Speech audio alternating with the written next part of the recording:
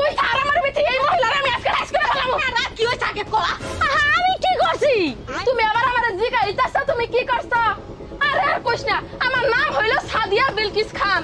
উনার কাছে আমি আইডি কার্ড বানানোর জন্য দিছি, উনি আইডি কার্ডের মধ্যে আমার নাম দিয়েছে সাদিয়া বিস্কুট খান। ওই এই হালার বেটিকে তুই কি মারবি? আমি খারাপ।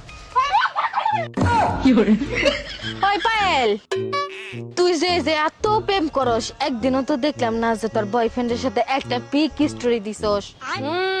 তোর মতো তুমি বুদ্ধি ছাড়া একটার সাথে স্টোরি দিয়ে আমি 13টারে হারাই। তাতে তোমার একটা প্রশ্ন করি, কর।